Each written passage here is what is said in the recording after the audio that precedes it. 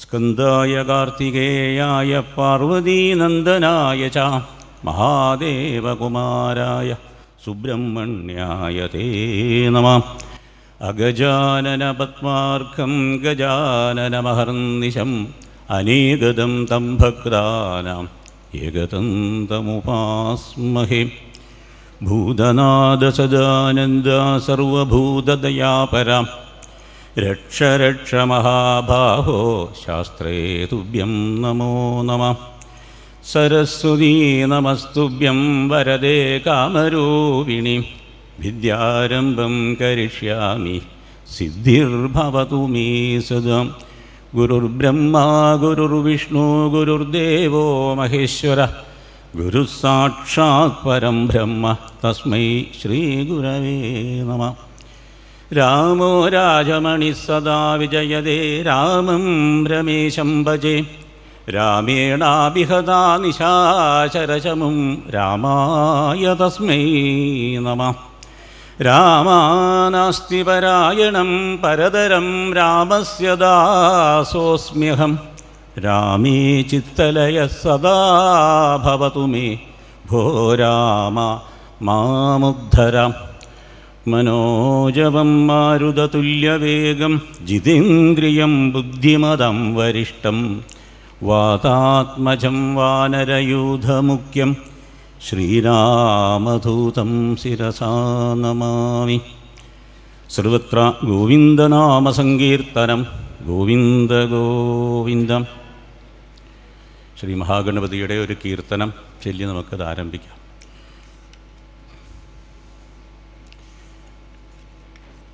ശ്രീഗണപതേ ശരണമേ ഗണേ. ശ്രീഗണപതേ ശരണമേ ഗണേ. ശ്രീഗണപതേ ശരണമേ ഗണേ. ശ്രീഗണപതേ ശരണമേ ഗണേ.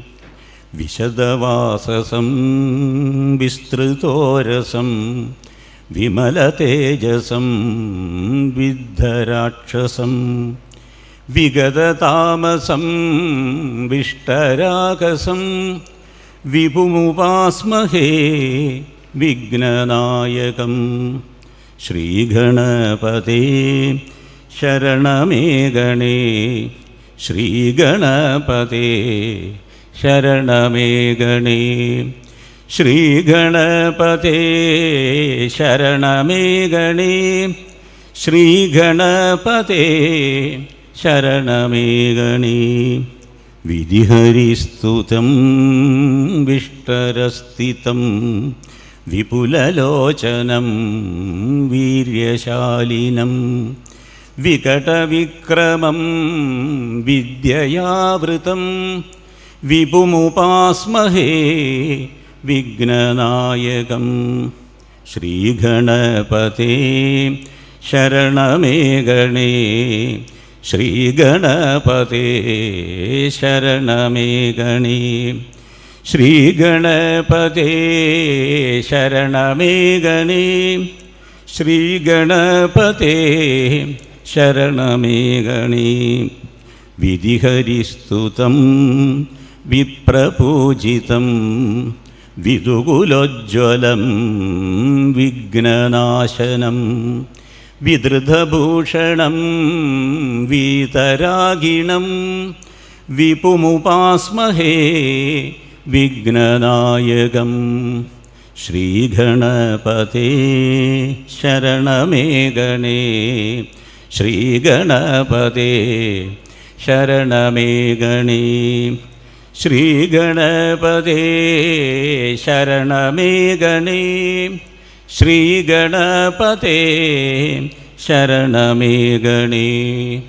വിഭവസംയുതം വിഭ്രമാന്വിതം വിതരരുഷ്ടോ തനൂവേഷ്ടിതോധരം വിനുതപൗരുഷം വിസ്തൃതാളികം വിപുമുപാസ്മഹേ വിഘ്നനായകം. ശ്രീഗണപതേ ശരണമേ ഗണേ. ശ്രീഗണപതേ ശരണമേ ഗണേ. ശ്രീഗണപതേ ശരണമേ ഗണേ. ശ്രീഗണപതേ ശരണമേ ഗണേ. വിമതമർദ്ദനം വിശ്വനായകം വിതരണോത്സുകം വാരണാനനം വിചലിതശ്രുതിം വീതകൽമഷം വിഭുമുപാസ്മഹേ വിഘ്നനായകം. ശ്രീഗണപതേ ശരണമേ ഗണേ. ശ്രീഗണപതേ ശരണമേ ഗണേ. ശ്രീഗണപതേ ശരണമേ ഗണേ. ശ്രീഗണപതേ ശരണമേ ഗണേ. ശ്രീഗണപതേ ശരണമേ ഗണേ.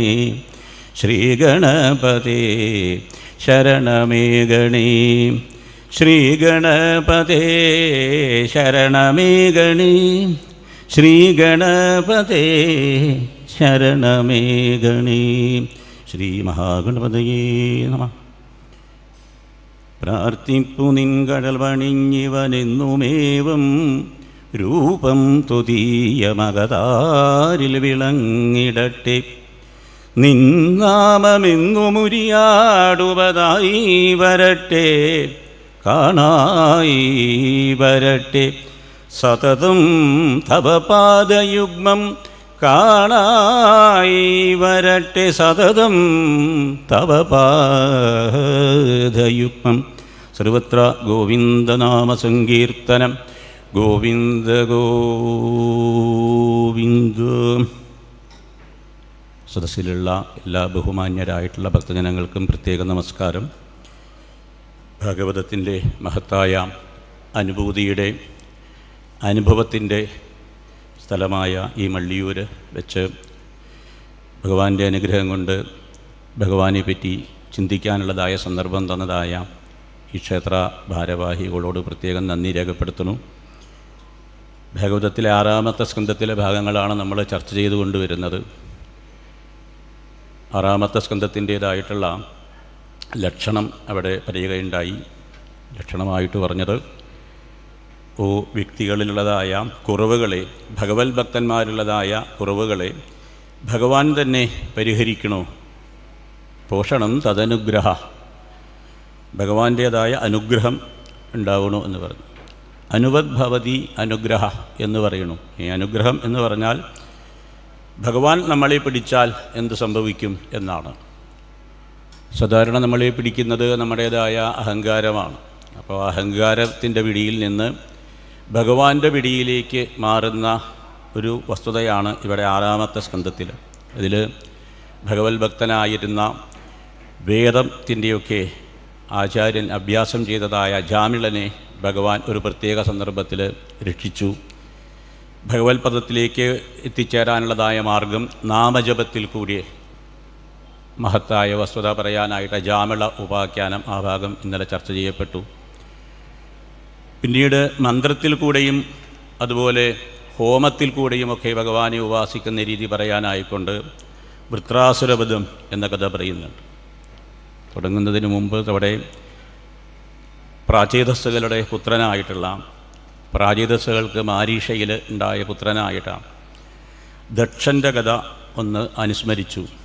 ദക്ഷൻ സൃഷ്ടികർമ്മങ്ങളൊക്കെ ചെയ്യുന്നതിന് തൽപരനായി ഹംസഗുഹ്യ സ്തോത്രം എന്നുള്ളതായ ഒരു സ്തോത്രം ഉപാസിച്ചു.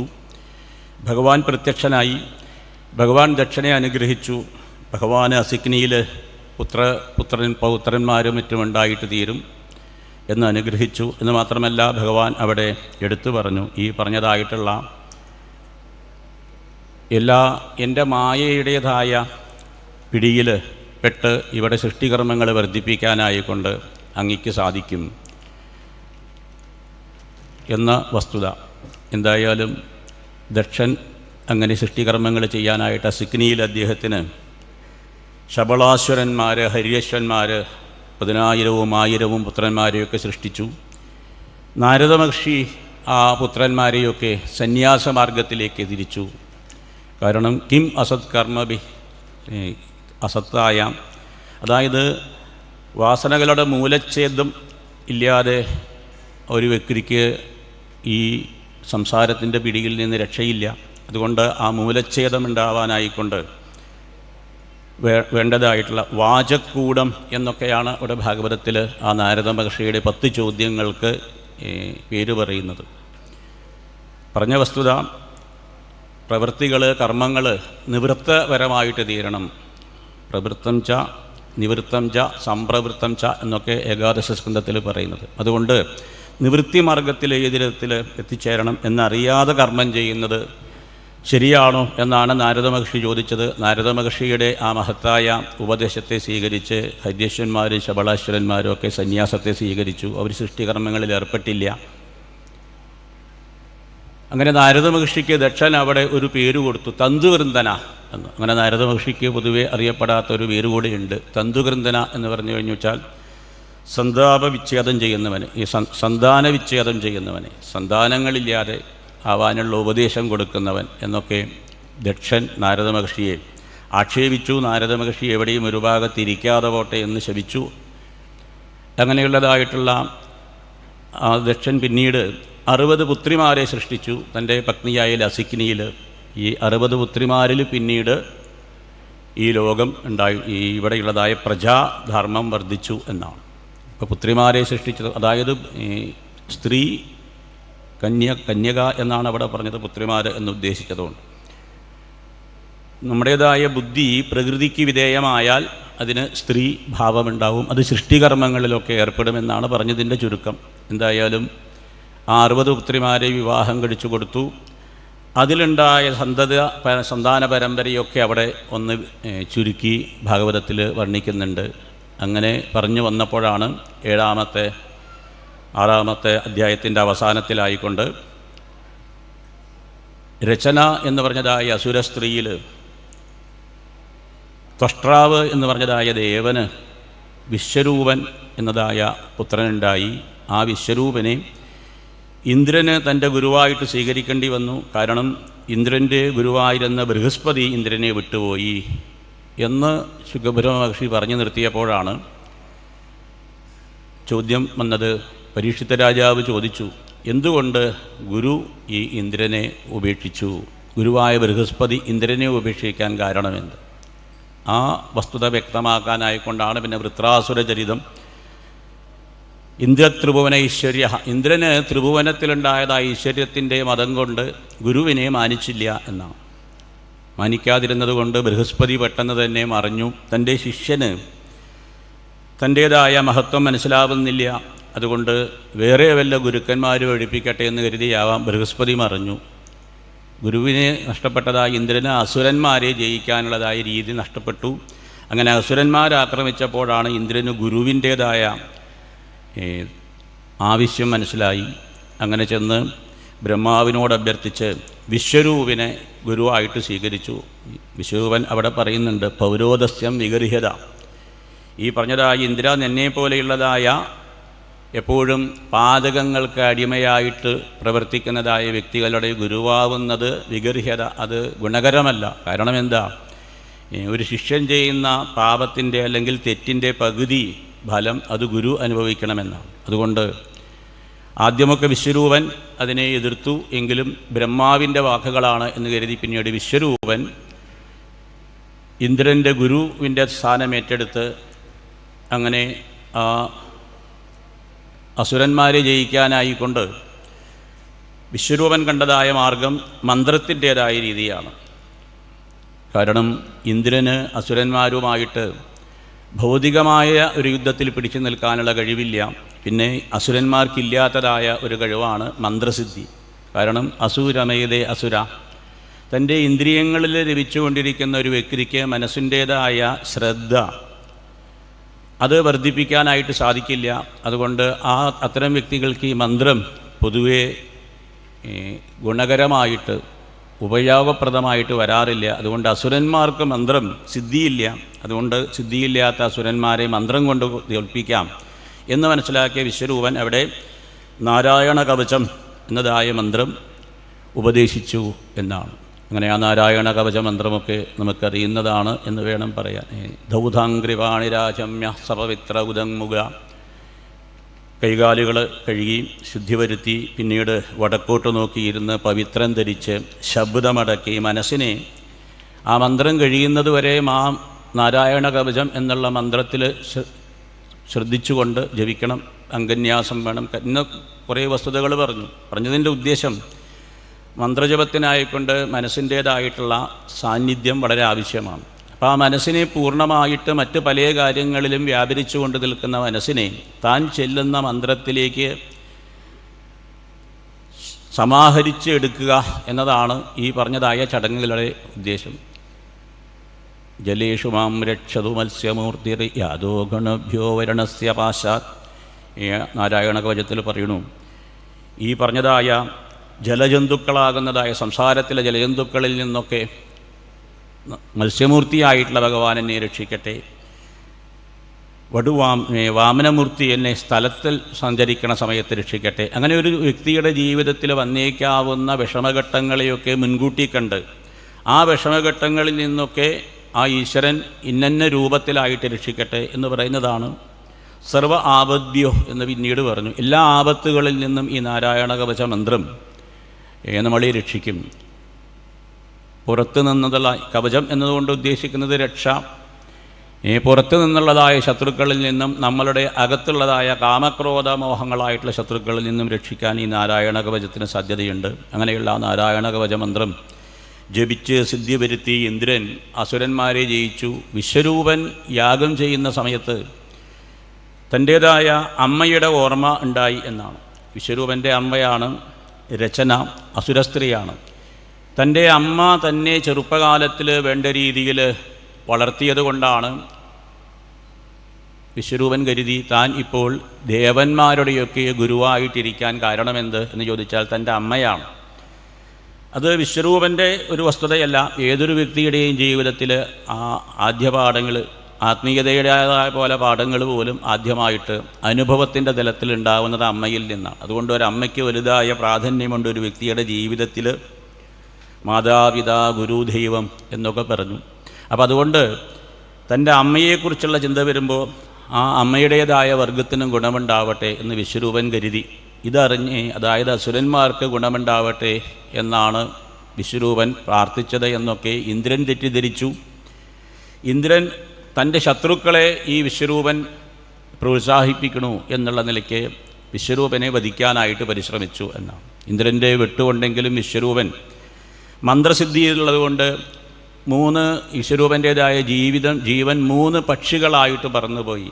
കവിഞ്ചലപ്പക്ഷി, തിത്തിരപ്പക്ഷി, കളവിങ്കപ്പക്ഷി എന്നൊക്കെ 3 പക്ഷികൾ എന്ന് പറഞ്ഞത് 3 തരത്തിലുള്ളതായ ഉപാസന രീതികൾ, സത്വഗുണത്തിൻ്റെയും രജോ ഗുണത്തിൻ്റെയും തമോ ഗുണത്തിൻ്റെയും പ്രതിനിധികളാണ് ഈ പക്ഷികൾ എന്ന് പറയും. അപ്പോൾ അതായത് ഈ കവിഞ്ചലം സത്വഗുണത്തിൻ്റേതായ പ്രതീതമായതുകൊണ്ട് ദേവന്മാർ ഉപാസിക്കുന്ന, അല്ലെങ്കിൽ ദേവന്മാർ കഴിക്കുന്നതായ അമൃത് കഴിക്കാനായിക്കൊണ്ട് ഒരു തല, അസുരന്മാർ കഴിക്കുന്നതായ മദ്യം കഴിക്കാനായിക്കൊണ്ട് ഒരു തല, നമ്മുടേതായ മനുഷ്യർ കഴിക്കുന്നതാണ്. നമ്മളേവരും മനുഷ്യരായതുകൊണ്ട് നമുക്ക് അതെങ്കിലും അറിയാം. മനുഷ്യർ കഴിക്കുന്ന ആഹാരം എന്താ? നിങ്ങളിവിടെ ഉണ്ടോ എന്നറിയാൻ വേണ്ടി ചോദിക്കുകയാണ്. ചിലപ്പോൾ ഞാനിങ്ങനെ പറഞ്ഞു പോകും, നിങ്ങളുടെ മനസ്സ് വരെ എല്ലാവരുടെയും പോകും. ഇത് എപ്പോഴാണ് നിർത്തുക, ഇത് കഴിഞ്ഞാൽ എപ്പോഴാണ് ഊണ് എന്നൊക്കെ വരും. അതുകൊണ്ടാണ് ചോദിക്കണം. മനുഷ്യർ കഴിക്കുന്നത് എന്താ? നൂഡിൽസോ? ഇനി അതാവും അരി ഭക്ഷണം. അപ്പോൾ ഇത് 3 കഴിക്കാനായിട്ട്, അതുകൊണ്ട് 3 പക്ഷികളായിട്ട് പറന്നുപോയി വിശ്വരൂപൻ. അങ്ങനെ വിശ്വരൂപനെ വധിക്കാൻ ശ്രമിച്ചതുകൊണ്ട് ഇന്ദ്രനെ ബ്രഹ്മഹത്യാപാപം പിടികൂടി. ഈ ഇന്ദ്രൻ ഈ ബ്രഹ്മഹത്യാപാപത്തെ 4 പേർക്കായിട്ട് വിഭജിച്ചു കൊടുത്തു എന്നാണ്. ഈ പറഞ്ഞതായ ഭൂമിദേവിക്കായിട്ട്, ജലത്തിനായിക്കൊണ്ട്, വൃക്ഷങ്ങൾക്കായിക്കൊണ്ട്, സ്ത്രീകൾക്കായിക്കൊണ്ട് ഒക്കെ ഇതും 4ആയിട്ട് വിഭജിച്ചു കൊടുത്തു. പറഞ്ഞത് ഈ 4 വസ്തുതകളിലും പൊതുവായിട്ടുള്ള ഒരു ഗുണമുണ്ട്. ഏത് ബ്രഹ്മഹത്യാഭാവത്തെയും ഇല്ലാതെയാക്കാൻ കഴിവുള്ളതായ പൊതുവായ ഒരു ഗുണമുള്ളതാണ് ഈ 4 പേരും. അതിൽ വരുന്നതാണ് ഈ മനുഷ്യ സ്ത്രീകൾ. അതെന്താണ് ഗുണം എന്ന് നിങ്ങൾ ആലോചിച്ച് കണ്ടുപിടിക്കുക. 4ലും ഉള്ളതായൊരു ഗുണം. ഇനി കണ്ടുപിടിക്കാൻ പറ്റാത്തവർക്കത് പിന്നീട് പറഞ്ഞു തരാം. അങ്ങനെ ഇന്ദ്രൻ തൻ്റേതായ ആ ബ്രഹ്മഹത്യാപാപത്തെ 4 വിഭജിച്ച് രക്ഷപ്പെട്ടു എന്ന് കരുതി. പക്ഷേ ഇന്ദ്രൻ രക്ഷപ്പെട്ടില്ല. കാരണം വിശ്വരൂപൻ്റെ പിതാവായിട്ടുള്ള ത്വഷ്ട്രാവ് എന്ന ദേവൻ ഒരു യാഗം ചെയ്യാനായിട്ട് തീരുമാനിച്ചു. തൻ്റെ പുത്രനെ വിളിച്ചുകൊണ്ട് ചെന്ന് കാര്യം കഴിഞ്ഞപ്പോൾ വെട്ടിക്കൊന്നതായ ഇന്ദ്രനെ ഒരു പാഠം പഠിപ്പിക്കണം എന്ന് പറഞ്ഞുകൊണ്ട് ഒരു ആഭിചാരഹോമം ചെയ്തു ഈ പറഞ്ഞതായ ത്വഷ്ട്രാവ് എന്നാണ്. ആഭിചാരഹോമത്തിൽ ചൊല്ലിയതായ മന്ത്രത്തിൻ്റെ ഉദ്ദേശം ഇന്ദ്രനെ കൊല്ലുന്നതായിട്ടുള്ള ഒരു വ്യക്തിത്വം ഉണ്ടാവട്ടെ എന്നാണെങ്കിലും ഇന്ദ്രനാൽ കൊല്ലപ്പെടുന്ന ഒരു വ്യക്തിത്വം ഉണ്ടാവട്ടെ എന്ന മന്ത്രത്തിന് ച്യുതി വന്നു എന്നാണ്. ഇന്ദ്ര ശത്രോ വിവർദ്ധസ്വ. ഇന്ദ്ര എന്ന പദത്തിലെ ഇത എന്ന ഭാഗം ഉദാത്തമായി ഉച്ചരിച്ചു. അതുകൊണ്ട് മന്ത്രത്തിൻ്റെ അർത്ഥം മാറി എന്നാണ്. അതുകൊണ്ട് ഉദ്ദേശിച്ചതായ ഫലമല്ല ഉണ്ടായത്. ഈ മന്ത്രത്തിൻ്റെ ഉപയോഗത്തിൽ വരുന്നതായ വ്യത്യാസങ്ങൾ പലപ്പോഴും ഗുണത്തിന് പകരം ദോഷമുണ്ടായേക്കാം എന്ന് പറയാൻ വേണ്ടിയാണ് അങ്ങനെ ഒരു വസ്തുത പറഞ്ഞത്. പൂർവ്വത്തിലും ഈ യാഗം ഉദ്ദേശിച്ച രീതിയിലല്ല പലപ്പോഴും യാഗങ്ങളുടെ ബലം വരാറ്. കാരണം അതിലുള്ളതായ ശുദ്ധിയുടെ വ്യത്യാസം. ഈ പൂർവ്വത്തിൽ ഈ രീതിയിൽ തന്നെ ഇവിടെ പറഞ്ഞതായ വൃത്രനെ നിർമ്മിക്കാനായിക്കൊണ്ട് ത്വഷ്ട്രാവ് ചെയ്തതായിട്ടുള്ള ഇന്ദ്രനെ വധിക്കാനായിട്ട് വൃത്രനെ നിർമ്മിക്കാനായിക്കൊണ്ട് ശ്രമിച്ചതായ ആ ഹോമം അത് സത്യത്തിൽ അത് ചെയ്തതായിട്ടുള്ള ത്വഷ്ട്രാവ് കരുതിയ അദ്ദേഹത്തിൻ്റെ സങ്കല്പത്തിൻ്റെ രീതിയിലായില്ല, വേറെ ഒരു രീതിയിലായിട്ട് തീർന്നു. അത് വിപരീതമായിട്ട് തീർന്നു. ഇതുപോലെ തന്നെയാണ് പൂർവ്വത്തിലും ഈ മരുത്തൻ്റെ യാഗം എന്ന് പറയും. മരുത്തൻ്റെ യാഗം പോലെ എന്ന് പൊതുവെ ഒരു ഉദാഹരണം പറയാറ്. മരുത്തൻ സൂര്യവംശ രാജാവായിരുന്നു. അങ്ങനെയുള്ള മരുത്തന് പുത്രന്മാരുണ്ടായിരുന്നില്ല.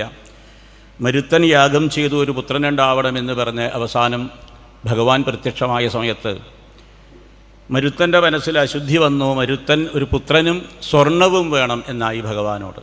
അങ്ങനെ സ്വർണവും പുത്രനും വേണം എന്ന് മരുത്തൻ ആവശ്യപ്പെട്ടപ്പോൾ ഭഗവാന് എല്ലാം അറിയുന്നതാണ്.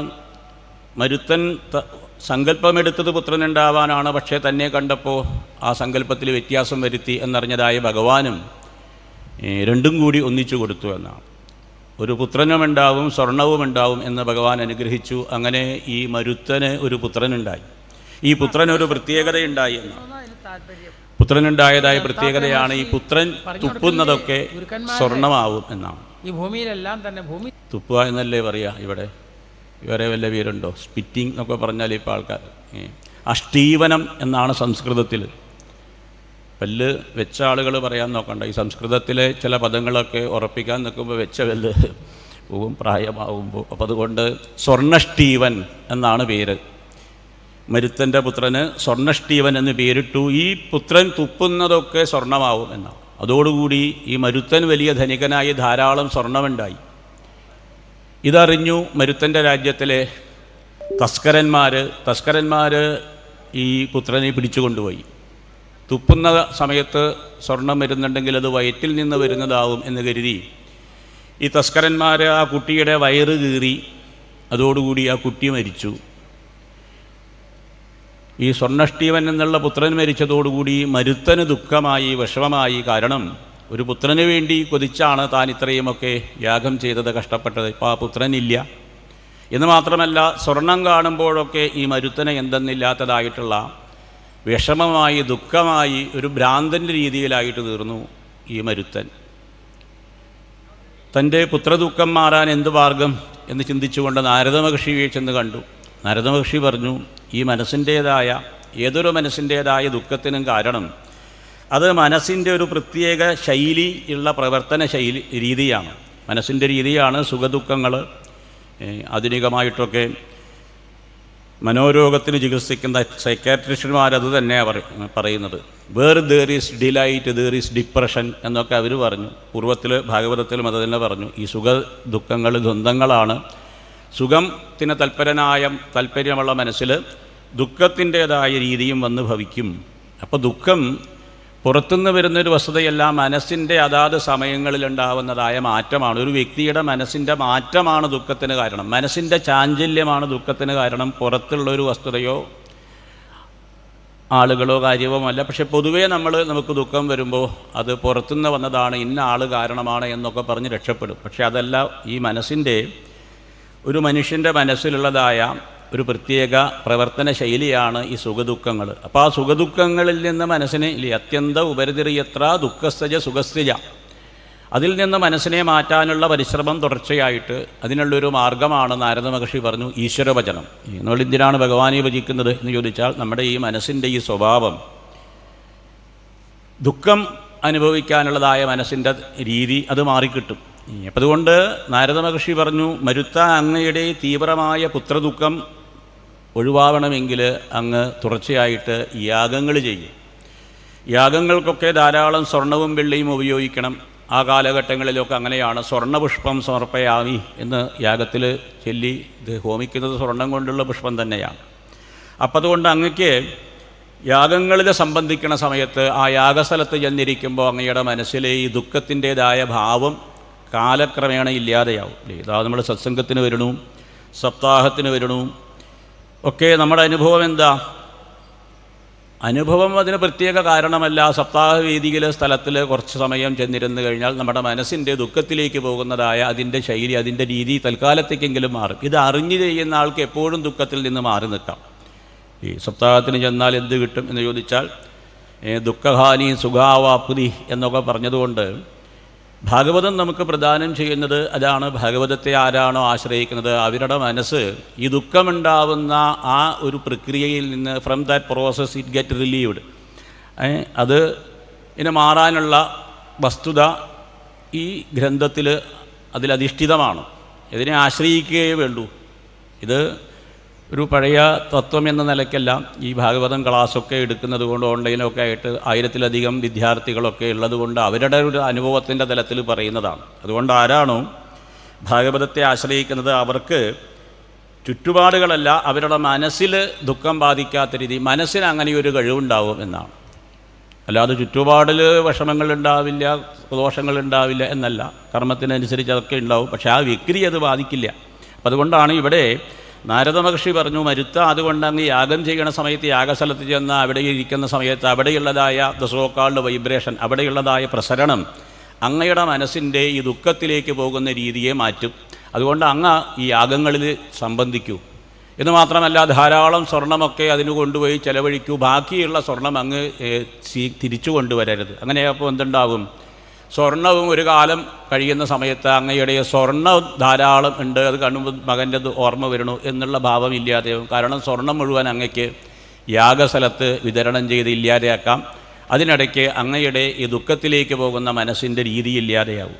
അങ്ങനെയാണത്ര ഈ മരുത്തൻ്റെ യാഗത്തിന് സമർപ്പണ സമയത്ത് ഭയങ്കരമായിട്ടുള്ള തിരക്കായിരിക്കുമെന്നാണ്. കാരണം എന്തുകൊണ്ടാണ്? ഈ മരുത്തൻ ഉപേക്ഷിക്കുന്നതായ സ്വർണമൊക്കെ വാരിക്കെട്ടിക്കൊണ്ട് പോവാമല്ലോ. സപ്താഹങ്ങൾക്ക് പോലും അങ്ങനെയാണ്. സമർപ്പിക്കുന്ന സമയത്ത് ധാരാളം ആളുകൾ, ധാരാളം ജീവന്മാർ അവിടെ തടിച്ചുകൂടും. കാരണം എന്താ? ആ ഭാഗവതത്തിൻ്റേതായ സംഗ്രഹം എന്ന് പറയുന്നതായ 12-ാമത്തെ സ്കന്ധത്തിലെ 12-ാമത്തെ അധ്യായമെങ്കിലും കേൾക്കാൻ ആ ജീവന് ഒരു താല്പര്യമുണ്ടാവും. അതുകൊണ്ട് ബാക്കി പല സമയത്തും വരാത്ത ആളുകൾ പോലും ആ സമയത്ത് വരും. ഇത് തന്നെയായിരുന്നു. അതുകൊണ്ട് ഈ മരുത്തൻ്റെ യാഗം പോലെ പറഞ്ഞ വസ്തുത, ഇവിടെ ഈ യാഗം ചെയ്തത് ഇന്ദ്രനെ വധിക്കാൻ വേണ്ടിയാണെങ്കിലും പക്ഷേ യാഗത്തിലെ ഉദ്ദേശം സങ്കല്പത്തിൻ്റെ തലത്തിലല്ല ഉണ്ടായത്. എന്തായാലും യാഗകുണ്ഡത്തിൽ നിന്ന്, ഈ ത്വഷ്ട്രാവ് ചെയ്ത യാഗസ്ഥലത്ത് നിന്ന്, ആ യാഗകുണ്ഡത്തിൽ നിന്ന് ഒരു അഗ്നിഗോളം പോലെ വളരെ തേജസ്വിയായി പർവ്വതാകാരനായിക്കൊണ്ട് ഒരു അസുരൻ പ്രത്യക്ഷനായി എന്നാണ്. വളരെ കുറഞ്ഞ സമയം കൊണ്ട് ആകാശം മുട്ടുവോളം വളർന്നതായ വലിയതായിട്ടുള്ള ശരീരത്തോടുകൂടി, അനവധി കൈകളോടുകൂടി, ഭയങ്കരമായിട്ടുള്ള നീണ്ട പേടിപ്പറത്തുന്നതായ നാക്കിനോടുകൂടി അങ്ങനെ ഗർജിച്ചുകൊണ്ട് നിൽക്കുന്നതായ വൃത്രാസുരൻ അവിടെ ഉണ്ടായിട്ട് തീർന്നു. വൃത്രൻ്റെ ഈ വൃത്രാസുര കഥ വേദങ്ങളിൽ പോലും പറയുന്നതാണ്. ഈ ഗായത്രീ ച മാഹാത്മ്യം വൃത്രാസുരവധാധ്യയോ എന്നൊക്കെ പറയുന്നുണ്ട്. വൃത്രാസുരൻ്റെ വധം അത് വേദത്തിൽ പറയുന്നത് ആപ എന്ന നിലയ്ക്കായിക്കൊണ്ടാണ്. വൃണോതി വൃത്ര, ഈ കഥയ്ക്ക് മുമ്പ് അതിൻ്റെ തത്വം പറയാം എന്ന് ഉദ്ദേശിച്ച് പറഞ്ഞതാണ്. അതായത് ഈ ജീവൻ്റെ ഗതിയെ, വ്യാപനത്തെ തടയുന്നവനാണ് വൃത്രൻ എന്നാണ് വേദത്തിൽ പറയുന്നത്. ആപ എന്ന് പറഞ്ഞാൽ ജലം, ജലത്തിൻ്റെ പ്രത്യേകതയാണ് വ്യാപനം. അപ്പോൾ ഈ വൃത്രൻ ഈ ജലത്തെ തടയണു എന്നാണ് വേദം പറയുന്നത്. അതുകൊണ്ട് ഒരു ജീവൻ്റെ വ്യാപനത്തെ തടയുന്നതാണ് വൃത്രൻ. അങ്ങനെയുള്ള വൃത്രനെ അറിവിൻ്റെ ഇതം എന്ന വാക്കുള്ളതായ ഇന്ദ്രൻ, അറിവുള്ളതായ ഈ വ്യാപന ശക്തി അറിവുള്ളതായ ഇന്ദ്രൻ ആ വൃത്രനെ ഇല്ലാതെയാക്കണു. ആ ജീവൻ്റെ വ്യാപന ശക്തിയെ, തടസ്സത്തെ ഇന്ദ്രൻ ഇല്ലാതെയാക്കണു എന്ന വേദ വസ്തുത വൃത്രാസുര വധം ആയിട്ട് പറഞ്ഞു എന്നവർ. ഇപ്പോൾ വൃത്രാസുരൻ വളരെ ജ്വലിച്ചുകൊണ്ട് ഇന്ദ്രനെ യുദ്ധത്തിനായിട്ട് വിളിച്ചു എന്നാണ്. ഇന്ദ്രനാണെങ്കിലോ വൃത്രാസുരൻ്റെ നിൽപ്പ്, വൃത്രാസുരൻ്റെ ശക്തി ഒക്കെ ചിന്തിച്ച സമയത്ത് ഭയമുള്ളതായ ഇന്ദ്രൻ ദേവന്മാരോടുകൂടി ചേർന്ന് മഹാവിഷ്ണുവിനെ പ്രാർത്ഥിച്ചു. വളരെ മനോഹരമായിട്ട് വിഷ്ണുവിൻ്റേതായ സ്തുതി ചൊല്ലി മഹാവിഷ്ണു പ്രത്യക്ഷമായി അനുഗ്രഹിച്ചു. അനുഗ്രഹത്തിന് പുറമെ അവർക്കൊരു മാർഗം പറഞ്ഞു കൊടുത്തു വൃത്രാസുരനെ വധിക്കാനായിക്കൊണ്ട്. ആ കാലഘട്ടത്തിലെ ഏറ്റവും മന്ത്രശക്തിയുള്ള വ്യക്തിയായിരുന്നു ദധീചി മഹർഷി. ദധീചി മഹർഷിയുടെ പ്രത്യേകത പൂർവ്വത്തിൽ യുദ്ധകാലങ്ങളിലൊക്കെ, യുദ്ധസ്ഥലത്തൊക്കെ പലപ്പോഴും പല വിധത്തിലുള്ള ആയുധങ്ങളൊക്കെ ഉപേക്ഷിച്ച് പോകുമ്പോൾ അതൊക്കെ ഈ ദധീചി മഹർഷി സ്വയം വിഴുങ്ങും എന്നാണ്. കാരണം ആയുധങ്ങൾ തെറ്റായ കൈകളിലെത്തിയാൽ അത് ലോകത്തിന് നാശമാണ് എന്നറിയുന്നതായി. കുരുക്ഷേത്ര യുദ്ധഭൂമിയിൽ പോലും അങ്ങനെയായിരുന്നു എന്നാണ്. പാണ്ഡവന്മാരും കൗരവന്മാരും പലവിധ ആയുധങ്ങളൊക്കെ ധ്യാനിക്കും, സ്വീകരിക്കും, പക്ഷേ ഉപയോഗിക്കാതെ ഉപേക്ഷിക്കുന്ന സമയത്ത് അതൊക്കെ ദധീചി മഹർഷി വിഴുങ്ങാറുണ്ട് അത്രേ. കാരണം ഈ ആയുധങ്ങൾ തെറ്റായ കൈകളിൽ എത്തരുത്, ലോകത്തിൻ്റെ നാശം ഉണ്ടാവരുത് എന്ന്. അതുകൊണ്ട് ഈ ദധീചി മഹർഷിയിൽ എന്തെന്നില്ലാത്തതായ, ദധീചി മഹർഷിയുടെ ശരീരത്തിൽ എന്തെന്നില്ലാത്തതായ ആയുധശക്തി ഇരിക്കണം. അതുകൊണ്ട് മഹാവിഷ്ണു പറഞ്ഞു, ആ ദധീചിയുടെ മഹർഷിയുടെ ശരീരത്തെ സ്വീകരിച്ച് ഇന്ദ്ര അങ്ങ് ഒരു ആയുധമുണ്ടാക്കുകയാണെങ്കിൽ ആ ആയുധത്തിൽ ഞാൻ ആവേശിക്കാം. എൻ്റെ ആവേശത്തോടു കൂടിയുള്ളതായ ആ ആയുധം കൊണ്ട് അങ്ങയ്ക്ക് ഈ വൃത്രാസുരനെ വധിക്കാനായിട്ട് സാധിക്കും. കാരണം വൃത്രൻ മന്ത്രശക്തി കൊണ്ടുണ്ടായതാണ്. മന്ത്രശക്തി കൊണ്ടുണ്ടായ വൃത്രനെ മന്ത്രശക്തി കൊണ്ട് ഇല്ലാതാക്കാൻ സാധിക്കൂ. അങ്ങനെയുള്ളതായ ആ ഭഗവാന്റേതായ അനുഗ്രഹം കിട്ടിയ ദേവന്മാർ വിരിഞ്ഞു. ഇന്ദ്രൻ ദധീചി മഹർഷിയുടെ അടുത്ത് ഓടിയെത്തിയെന്നാണ്. ദധീചി മഹർഷി ഇന്ദ്രനെ കണ്ടപ്പോൾ ചോദിച്ചു, എന്താ ഇന്ദ്ര ഇവിടെ? കാരണം സാധാരണ ഇന്ദ്രൻ ഈ ആശ്രമങ്ങളിൽ വരാറില്ല. അപ്പം അതുകൊണ്ട് ദധീചിയുടെ ചോദ്യം കേട്ടപ്പോഴാണ് ഇന്ദ്രൻ പറഞ്ഞത്, മഹർഷേ എനിക്ക് അങ്ങയുടെ ശരീരം വേണം. ദധീചി അത്ഭുതപ്പെട്ടു. അങ്ങനെ ആരെങ്കിലും ചോദിക്കാറുണ്ടോ? എൻ്റെ ശരീരം തന്നാൽ ഞാനില്ലാതെയാവില്ലേ? വേറെ എന്തെങ്കിലും ചോദിക്കുമോ? ആയുസ് വേണമെന്നോ, സമ്പത്ത് വേണമെന്നോ, പുത്രന്മാർ വേണമോ, ഇതൊക്കെ ചോദിക്കും. അല്ലാണ്ട് ഈ നിൽക്കുന്ന ആളുടെ അനുഗ്രഹിക്കാമെന്ന ആളെ തന്നെ വിഴുങ്ങണം എന്ന് പറഞ്ഞാൽ പ്രജകളെ തന്നെ വിഴുങ്ങിക്കൊണ്ട് എങ്ങനെ ഭരിക്കാനായിട്ട് സാധിക്കും? അപ്പം അതുകൊണ്ട് പറഞ്ഞു, ഇത് ശരിയല്ല. ഉടനെ തന്നെ ആ ഇന്ദ്രൻ ദേവന്മാരോടുകൂടി ചേർന്ന് ദധീചിയോട് അഭ്യർത്ഥിച്ചു, മഹർഷേ അങ്ങ് ലോകത്തിൻ്റെ നന്മയ്ക്ക് വേണ്ടി ജീവിക്കുന്നവനാണ്. ലോകത്തിലുള്ള ആളുകളുടേതായ ദുഃഖം ഒപ്പിയെടുക്കാൻ, ഇല്ലാതെയാക്കാൻ പരിശ്രമിക്കുന്ന മഹാത്മാവാണ് അങ്ങ്. അതുകൊണ്ട് ഞങ്ങളുടെ ദുഃഖം ഇല്ലാതാക്കാൻ വേണ്ടി അങ്ങയുടെ ശരീരം ഉപേക്ഷിക്കണം. മഹാത്മാക്കളായിട്ടുള്ള ആൾക്കാർ തങ്ങൾക്ക് പ്രാധാന്യം കൊടുക്കാതെ മറ്റുള്ളവരുടെ രക്ഷയ്ക്കായിട്ട് പ്രവർത്തിക്കണു എന്നാണ് രീതി. ആ രീതിക്കനുസരിച്ച് അങ്ങയുടെ ശരീരം തന്നാൽ എൻ്റെ ജീവൻ രക്ഷപ്പെടും. അങ്ങനെയുള്ളതായ ഈ ഇന്ദ്രൻ്റെ അഭ്യർത്ഥന ദധീചി മഹർഷി മാനിച്ചു എന്നാണ്. അങ്ങനെ ദധീചി മഹർഷി തൻ്റെ ശരീരം ഈ ഇന്ദ്രനായിട്ട് വിട്ടുകൊടുത്തു. അങ്ങനെ ആദ്യത്തെ ബോഡി ഡൊണേഷൻ എവിടെയാണെന്ന് പറഞ്ഞാൽ ഭാഗവതത്തിലാണ്. ഇപ്പോൾ ഈ കാലഘട്ടങ്ങളിൽ അങ്ങനെയുണ്ടല്ലോ, ബോഡി ഡൊണേഷൻ എന്നല്ലേ പറയുക. ശരീരം അതൊക്കെ മരിച്ചു കഴിഞ്ഞിട്ടാണ്, ജീവിച്ചിരിക്കുമ്പോൾ ആരും കൊടുക്കണില്ല. മരിച്ചു കഴിഞ്ഞാൽ എൻ്റെ ശരീരം ഇന്ന ആൾക്കാർക്ക് ഉപയോഗത്തിനായിക്കോട്ടെ എന്നൊക്കെ പറഞ്ഞ് സാധാരണ ഈ വൃത്രാസുര കഥയൊക്കെ സപ്താഹത്തിന് പറഞ്ഞു വരുമ്പോൾ ഉച്ചയ്ക്ക് ചായ സമയമാകുമ്പോഴാണിത് പറഞ്ഞു നിർത്തുക. 4 മണിക്ക് ചായയ്ക്ക് മുമ്പാണിത് വരിക. അപ്പോൾ അങ്ങനെ ബോംബെയിലൊരു സ്ഥലത്ത് ഇത് പറഞ്ഞു നിർത്തിയപ്പോൾ ഈ ശരീരം ദാനം ചെയ്തത് ആദ്യം ഈ പറഞ്ഞതായിട്ടുള്ള ദധീചി മഹർഷിയാണ്. ശരീരദാനം, ബോഡി ഡൊണേഷൻ എന്നൊക്കെ പറഞ്ഞ് നിർത്തിയപ്പോൾ ചായ കഴിക്കുമ്പോൾ അവിടെയുള്ള ഒരു പ്രായമായ അമ്മ ചോദിച്ചു, അപ്പോൾ ഈ ബോഡി ഡൊണേഷൻ ചെയ്ത് കഴിഞ്ഞാൽ മരിച്ച ക്രിയൊക്കെ എങ്ങനെയാണ് ചെയ്യുക? ശരീരമില്ലല്ലോ, ആരെങ്കിലും കൊണ്ടുപോകില്ല എന്നാണ്. അപ്പം ഞാൻ പറഞ്ഞു നമുക്കറിയില്ല, എങ്കിലും ഞാൻ പറഞ്ഞു കൊടുത്തു നല്ല കാര്യത്തിന് ഡൊണേഷൻ ചെയ്തതല്ലേ, അപ്പോൾ പിന്നെ അതിനെപ്പറ്റി ചിന്തിക്കേണ്ട, ഡൊണേഷൻ ചെയ്തപ്പോൾ തന്നെ എല്ലാ ക്രിയയും അതിലായി, നല്ല കാര്യത്തിനാണല്ലോ എന്ന്, നല്ല കാര്യത്തിന് വേണ്ടി ചെയ്തത് കൊണ്ട് ക്രിയ ഇല്ലെങ്കിലും എന്ന്. പക്ഷേ അമ്മ പറഞ്ഞു ഞാനങ്ങനെ നല്ല കാര്യം എന്ന് പറഞ്ഞ് വിട്ടുകൊടുത്തതല്ല, പിന്നെയോ എനിക്ക് തീ പേടിയാണെന്ന്. മനസ്സിലായില്ലേ? കാരണം അത് കത്തിക്കുമല്ലോ എന്നാണ്. അപ്പോൾ ഞാൻ ചോദിച്ചു അത് കത്തിക്കുന്നു നമ്മൾ അറിയുന്നില്ലല്ലോ. അപ്പോൾ എന്നോട് പറഞ്ഞു തിരുമേനി അങ്ങനെ കത്തിക്കില്ല, കത്തിച്ചിട്ട് പൊള്ളണില്ല എന്ന് ആരെങ്കിലും വന്ന് പറഞ്ഞിട്ടുണ്ടോ? പൊള്ളുണ്ടാവും, പറയാൻ പറ്റുണ്ടാവില്ല എന്നാണ്. അപ്പോൾ അത്രയുമുള്ള, അപ്പോഴാണ് എനിക്ക് മനസ്സിലായത് ഈ ബോഡി ഡൊണേഷൻ അങ്ങനെയൊരു കാഴ്ചപ്പാടുണ്ട്. എന്തായാലും ഇവിടെ ദിദീജിയാണ് ആദ്യത്തെ ശരീരം. അങ്ങനെ ദിദീജി മഹർഷിയുടെ ശരീരമെടുത്ത് ഇന്ദ്രൻ ഒരു ആയുധവുമായി കൂടുതൽ ശക്തമായി ഈ വൃത്രാസുരൻ്റെ മുന്നിലെത്തിയെന്ന്. അപ്പോഴാണ് വൃത്രാസുരൻ ഈ ഇന്ദ്രൻ്റെ വരവ് കണ്ട്, ഇന്ദ്രൻ്റെ ധൈര്യം കണ്ട് വൃത്രാസുരൻ പറഞ്ഞു, ഏ ഇന്ദ്ര, നിൻ്റേതായിട്ടുള്ള ഈ വരവ് സത്യത്തിൽ നിൻ്റെ ധൈര്യമല്ല, ദിദീജി മഹർഷിയുടെ മന്ത്രത്തിൻ്റെ ധൈര്യവുമായിട്ടാണ് നീ വരുന്നത്.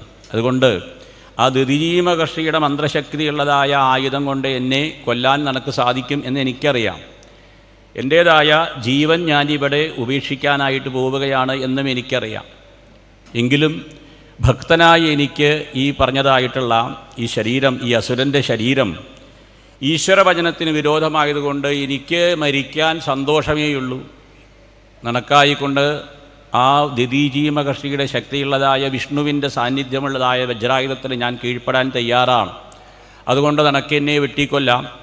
കാരണം എന്നിലുള്ളതായാലേ അഹം ഹരേ തവ പാദൈകമൂലദാസാനുദാസോ ഭവിദാസ്മി ഭൂയാം മനസ്മരേതാസുപദേർഗുണാംസ്തേ ഗൃണീതവാ കർമ്മ കരോതു കായം നാകപൃഷ്ടം ന ച പാരമേഷ്ട്യം ന സാർവഭൗമം ന രസാധിപത്യം ന യോഗസിദ്ധീരപുനർഭവം വാ സമഞ്ജസത്വാവിരഹയ്യകാംക്ഷേ അജാതപക്ഷാ ഇവ മാതരം ഗകാസ്തന്യം യഥാ വത്സതരാക്ഷുതാർത്തഃ പ്രിയം പ്രിയേവം വിഷിതം വിഷണ്ണ മനോരവിന്ദാക്ഷദൃക്ഷതേ ത്വം മമോത്തമശോകജനേഷു സഖ്യം സംസാരചക്രേ ഭ്രമദസ്വകർമ്മഭി ത്വന്മായയാത്മാത്മജധാരഗേഹേഷു ആസക്തചിത്തസ്യ നാഥഭൂയാത്. വൃത്രഗീത എന്നൊക്കെ പറയും. വൃത്രൻ തൻ്റെ മരണത്തെ മുന്നിൽ കണ്ടു നിൽക്കുമ്പോഴാണ് വൃത്രൻ്റേതായ ആ ഭക്തി. സാധാരണ നമുക്കൊക്കെ ഭക്തി ഉണ്ടാവും. അതിന് പറ്റിയ ഒരു അന്തരീക്ഷത്തിൽ, ഒരു ക്ഷേത്രത്തിൽ എല്ലാവരും നാമം ജപിച്ചുകൊണ്ട് നിൽക്കുമ്പോൾ, അതിനിടയ്ക്കൊക്കെ ചെന്ന് നിൽക്കുമ്പോൾ നമുക്കും കുറച്ചൊക്കെ ഒരു ഭക്തി ഉണ്ടാവും. ഇത് അങ്ങനെയുള്ള ഭക്തിയായിരുന്നില്ല. അവിടെ തൻ്റെ മരണം മുന്നിൽ വന്ന് നിൽക്കുമ്പോഴാണ്, മരണം വജ്രായുധത്തിൻ്റെ രൂപത്തിൽ ഇന്ദ്രൻ്റെ കയ്യിലായിട്ട് തന്നെ നോക്കി നിൽക്കുമ്പോഴാണ് വൃത്രൻ ഭഗവാനെ ഓർക്കുന്നത്, ഭഗവാനെ ഭജിക്കുന്നത്. അതായിരുന്നു വൃത്രാസുരൻ്റെ മഹത്വം. പറഞ്ഞ വസ്തുത, ഈ ഈശ്വരനെ അറിയാനായിക്കൊണ്ട്, ഭഗവാനിലേക്ക് ലയിച്ചു ചേരാനായിക്കൊണ്ട് എനിക്കുള്ളതായ താല്പര്യം അത് ഇന്ദ്ര നിനക്ക് പറഞ്ഞാൽ മനസ്സിലാവില്ല. കാരണം എൻ്റേതായ ആ ഭഗവത് ഭക്തിയുടെ പാരമ്യം അത് ഏതുപോലെ എന്ന് ചോദിച്ചാൽ അജാതപക്ഷ ഇവ മാതരംഗക. അവിടെ ചില ഉപമകളൊക്കെ പറഞ്ഞു. പറക്കമറ്റാത്ത പക്ഷിക്കുഞ്ഞുങ്ങൾ, അമ്മ പക്ഷി എപ്പോഴാണ് വരിക, എപ്പോഴാണ് അമ്മ പക്ഷി ആഹാരവുമായിട്ട് വരിക എന്ന് പറഞ്ഞുകൊണ്ട് ആ കൂട്ടിലിരുന്ന് കരഞ്ഞുകൊണ്ടേയിരിക്കും. ആ അമ്മപ്പക്ഷിയെ പ്രതീക്ഷിച്ചുകൊണ്ട്, അമ്മപ്പക്ഷിയുടെ സാന്നിധ്യത്തിനായിട്ട് പ്രാർത്ഥിച്ചുകൊണ്ട്, വേദനിച്ചുകൊണ്ട് കരയുന്നതായ ആ പക്ഷിക്കുഞ്ഞുങ്ങളുടെ രീതിയാണ് ഇന്ദ്ര എൻ്റെ ഈ മനസ്സ് ആ ഭഗവാനിലേക്ക് എത്തിച്ചേരാനായിക്കൊണ്ട്, ഭഗവാനിലേക്ക് ലയിച്ചു ചേരാനായിക്കൊണ്ട് ഞാനിതാ അനവധി താല്പര്യത്തോടുകൂടി പ്രാർത്ഥിച്ചുകൊണ്ടിരിക്കണം. വീണ്ടും ഒരു ഉപമ കൂടി പറഞ്ഞു. വത്സം യഥ ശുതാർത്ഥ, വിശന്ന് ഉള്ളതായ പശുക്കിടാവ് ആ തള്ളപ്പശു മേയാനായിട്ട് ചെന്നാൽ ആ തള്ളപ്പശു വന്നിട്ടേ തനിക്ക് പാല് കുടിക്കാനും തൻ്റെ വിശപ്പ് തീർക്കാനും സാധിക്കൂ. അതുകൊണ്ട് വിശപ്പിൻ്റെ തീവ്രത കൊണ്ട് ആ അമ്മപ്പശു എപ്പോഴാണ് വരിക എന്ന് പറഞ്ഞുകൊണ്ട് അമ്മപ്പശുവിനെ ഓർത്ത് കരയുന്നതായ ആ പശുക്കിടാവിനെ പോലെ ആത്മാവിൻ്റെ വിശപ്പ്, അതാണ് അവിടെ വൃത്രൻ പറഞ്ഞത്. ശരീരത്തിൻ്റെ വിശപ്പല്ല, ആത്മാവിൻ്റെ വിശപ്പ് കൊണ്ട് എനിക്ക് ശരീരം ഉപേക്ഷിക്കാൻ വളരെ താല്പര്യമായി, ശരീരം വിഘാതമായിരിക്കണോ അസുരൻ്റെ എന്നാണ്. അങ്ങനെയുള്ളതായ വൃത്രൻ അവിടെ ഒന്നുകൂടി പ്രാർത്ഥിച്ചു. ഈ പറഞ്ഞതായിട്ടുള്ള സംസാരത്തിലായിക്കൊണ്ട് പല വിധത്തിലുള്ളതായ നിത്യജീവിതത്തിലെ അനുഭവങ്ങളിൽ മാറി മറിഞ്ഞുകൊണ്ട് രാവിലെ മുതൽ രാത്രി വരെ ഉറക്കമില്ലാത്തപ്പോഴൊക്കെ മുഴുവൻ ഈ മനസ്സ് പലവിധമായ വിഷയങ്ങളിൽ നിന്ന് വിഷയങ്ങളിലേക്ക് മാറി മാറി സഞ്ചരിച്ചു കൊണ്ടിരിക്കുന്നു. അതാത് സ്ഥലത്ത് അതാത് കാലത്ത് അതാത് ആളുകൾക്ക് അവരവരുടേതായ രീതി എന്നേയുള്ളൂ. ഇത് ഏത് കാലത്തും നടക്കുന്ന കാര്യമാണ്. അങ്ങനെ ഈ മനസ്സിൻ്റേതായ ഈ സംസാര സ്വപ്നതുല്യോഹി രാഗദ്വേഷാദിസങ്കുല സ്വകാലേ സത്യവദ്ഭാതി പ്രഭോദേ സത്യസദ്ഭവേത്. സംസാരം അതായത് നിത്യമായിട്ട് ഈ മനസ്സിൻ്റെ തലത്തിലുണ്ടാവുന്നതായ അനുഭവങ്ങളുടേതായിട്ടുള്ള ഒരു കൂട്ടം, അത് നടക്കണ സമയത്ത് സത്യമാണ് എന്ന് തോന്നും. പക്ഷേ കുറച്ച് കാലം കഴിഞ്ഞ് തിരിഞ്ഞു നോക്കുമ്പോൾ അത് ഒരു സ്വപ്നം പോലെ തോന്നും എന്നാണ്. നമ്മളുടേതായിട്ടുള്ള ബാല്യം, നമ്മുടേതായിട്ടുള്ള കൗമാരം, യൗവനം, അതൊക്കെ ഇപ്പോഴിരുന്ന് ചിന്തിച്ചാൽ അതൊക്കെ ഒരു സ്വപ്നം പോലെയേ തോന്നുള്ളൂ. ഇല്ലേ, സപ്താഹമൊക്കെ ആയതുകൊണ്ട് രാവിലെ ഇഡ്ഡലി 12 എണ്ണം കഴിക്കാൻ എന്നുണ്ട്. പക്ഷേ പറ്റുന്നില്ല. കാരണം എന്താ? ആ 30 വയസ്സിൽ 12ഉം 15ഉം ഇഡ്ഡലി കഴിച്ചതാ. ഇപ്പോൾ 70 വയസ്സായി. ഇപ്പോൾ 12 പോയിട്ട് 2 വയ്യ അല്ലേ. അപ്പോൾ ആ 12 ഇഡ്ഡലി കഴിച്ച കാലം എവിടെയെന്ന് ചോദിച്ചാൽ അത് സ്വപ്നമായി, ഒരു സ്വപ്നം കണ്ട പോലെയേ പറ്റുള്ളൂ. അപ്പോൾ അതാണ്. പക്ഷേ അത് നടക്കുന്ന സമയത്ത്, അതാത് കാര്യങ്ങൾ നടക്കുന്ന സമയത്ത് അത് സത്യമാണെന്ന് തോന്നും. നമ്മൾ 10ാം ക്ലാസ് പരീക്ഷ എഴുതാൻ പോയ ദിവസം ഇന്നിപ്പോൾ ഇരുന്ന് ആലോചിച്ചാൽ നമുക്ക് ചിരി വരും. പക്ഷേ അന്നത്തെ ദിവസം വളരെ തീവ്രമായിരുന്നു. വേണ്ടതായ ചോദ്യോത്തരങ്ങൾ അറിയാതെ ആ പരീക്ഷയ്ക്ക് ചെന്നിരുന്ന് അറിയുന്ന ചോദ്യത്തിന് പോലും ഉത്തരം എഴുതാതെ ആ ദിവസത്തെ ആ വിഷമങ്ങൾ ഇല്ലേ. ഇന്നിപ്പോൾ ചിന്തിക്കുമ്പോഴോ, ഇന്ന് ചിന്തിക്കുമ്പോൾ ചിരിയാണ് വരിക. കാര്യം അന്ന് തോറ്റാലും ജയിച്ചാലും ഇന്നത്തെ ഗതി തന്നെ ഇല്ലേ. അപ്പം അതുകൊണ്ട് പറഞ്ഞതിൻ്റെ ഉദ്ദേശം, ഇന്നും നമ്മളിതുപോലെയാണ്. നമ്മുടെ മനസ്സ് ഇപ്പോഴും ഇങ്ങനെ ഏതൊക്കെയോ അതാത് ആളുകൾ അവനവൻ്റേതായ ഓരോ വസ്തുതകളിൽപ്പെട്ട് തീവ്രമായിട്ട് ദുഃഖിക്കണം. ആവശ്യമുണ്ടോ ചോദിച്ചാൽ ആവശ്യമില്ല. കുറച്ച് ദിവസം കഴിഞ്ഞാൽ മനസ്സിലാവും ഇതൊരു സ്വപ്നം പോലെയായിരുന്നു എന്ന്. അടുത്ത വെള്ളിയാഴ്ച രാവിലെ 10 മണിക്ക് നമ്മൾ ഈ വെള്ളിയാഴ്ച ഇപ്പോഴത്തെ സമയത്തെ പറ്റി ചിന്തിച്ചാൽ നമുക്കെന്താ തോന്നുക? തോന്നും അദ്ദേഹം എന്തൊക്കെയോ പറഞ്ഞിരുന്നു, വൃത്രൻ എന്തൊക്കെയോ പറഞ്ഞിരുന്നു. അങ്ങനെ ഒരു സ്വപ്നം പോലെയാവും ഇപ്പം ഇരിക്കുന്നത്. ഇപ്പം കാണുന്നത് സ്വപ്നമാണെന്ന് ഇപ്പം അറിയില്ല, അപ്പറിയും. അത് പറഞ്ഞ പോലെ. അതുകൊണ്ട് ഇപ്പോഴും നമ്മൾ ഏത് തലത്തിലുള്ള തീവ്രമായ വിഷമമാണെങ്കിലും ചിന്തയാണെങ്കിലും അത് ചിന്തയുടെ തലത്തിലാണ് പലപ്പോഴും. അതൊക്കെ കുറച്ച് സമയം കഴിയുമ്പോൾ അത് ഇല്ലാതെയായിട്ട് തീരും എന്നൊരു തിരിച്ചറിവ്. അപ്പം അതുകൊണ്ടാണ് സംസാരം സ്വപ്നതുല്യോഹി എന്ന് പറഞ്ഞു. അതുകൊണ്ടാണ് ഇവിടെ വൃത്രാസുരൻ പറഞ്ഞു സംസാര കർമ്മി ഭ്രമതസ്വകർമ്മവി, സ്വന്തം കർമ്മം കൊണ്ട് സംസാരത്തിൽ ഭ്രമിച്ചുകൊണ്ടിരിക്കുന്ന എന്നാണ് പറഞ്ഞത്. അനുഭവിച്ചുകൊണ്ടിരിക്കുന്നതല്ല, ഭ്രമമുണ്ടാവണം. അത് സത്യമാണ് എന്ന് തോന്നണം. അവനവൻ്റെ ലോകം സത്യമാണെന്ന് അവനവന് തോന്നണം. പക്ഷേ മറ്റുള്ളവർക്ക് അത് സത്യസ്ഥിതി തോന്നില്ല ഇല്ലേ. ഒരു വീട്ടിലുള്ളതായ ചെറിയ കുട്ടിക്ക് TV-യിലുള്ള ലോകം കാർട്ടൂണിൻ്റെ ലോകമാണ്. കാർട്ടൂണ് കാണുന്നതാണ് ആ കുട്ടിക്കിഷ്ടം. എന്നാൽ അവിടെ വീട്ടിലിരിക്കുന്ന വീട്ടമ്മയ്ക്ക് ആ TV-യിലുള്ള ലോകം ഏത് എന്ന് ചോദിച്ചു കഴിഞ്ഞാൽ സീരിയലിൻ്റെ ലോകമാവാം. ആ വീട്ടിലുള്ള ഗൃഹനാഥൻ, ബാങ്കിൽ മാനേജറായ ഗൃഹനാഥന് ലോകം ഏതായെന്ന് ചോദിച്ചാൽ ലോക കപ്പ് ഫുട്ബോളിൻ്റെ മാച്ചാവാം. അതായത് ആ TV-യിലുള്ള ലോകം തന്നെ ഓരോരുത്തർക്കും ഓരോ രീതികൾ. ഇതുപോലെയാണ് ഓരോരുത്തരും അവനവൻ്റെ ലോകത്തിൽ എന്തൊക്കെയോ എന്ന് പറഞ്ഞ് തീവ്രമായിട്ട് അനുഭവിച്ചു കൊണ്ടിരിക്കുന്നു.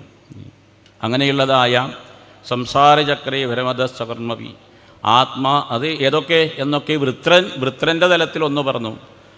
ആത്മാത്മജാധാരഗൃഹേഷു ശക്തി, ഈ പറഞ്ഞതായ ചിന്തകൾ, ഈ വിവാഹമൊക്കെ കഴിച്ച് ഗൃഹസ്ഥനായൊരു വ്യക്തിയാണ് എന്നുണ്ടെങ്കിൽ ഗൃഹത്തിൻ്റെ ചിന്തകൾ. നമ്മളിവിടെ ഇരിക്കുന്നുണ്ടെങ്കിലും നമ്മുടെ മനസ്സിപ്പോൾ പലപ്പോഴും എവിടെ ഇരിക്കുക ചോദിച്ചാൽ നമ്മുടെ വീട്ടിലാവും. അവരത് എടുത്തു വെച്ചിട്ടുണ്ടാവുമോ, വാതിലടച്ചിട്ടുണ്ടാവുമോ, ഇത് കഴിഞ്ഞ് പോകുമ്പോഴേക്കും എന്താവും, പണിക്കാരി വന്നൊക്കെ വീടെവിടെ ഇരിക്കുന്നത് ചോദിച്ചാൽ, ഇപ്പോൾ മനസ്സെവിടെ ഇരിക്കുന്നത് ചോദിച്ചാൽ വീട്ടിൽ, അല്ലെങ്കിൽ ധാരം, ഭാര്യ, ഭർത്താവ്, പുത്രന്മാർ, പുത്രിമാർ, ഇതിലൊക്കെ ഇരിക്കുന്ന മനസ്സ് ഈശ്വരനിലേക്ക് പോകുന്നില്ല. അതാ പറഞ്ഞത്.